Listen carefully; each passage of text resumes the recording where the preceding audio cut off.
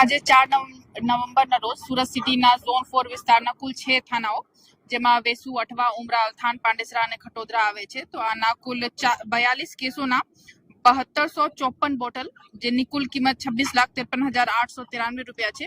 આના નાશ પંચનામા વિગતે એસડીએમ બંને અને પોલીસ ખાતાના બધા અધિકારીઓ સમક્ષ કરવામાં આવી રહ્યા છે અને આ કામગીરી થોડી કલાકમાં પૂર્ણ થશે.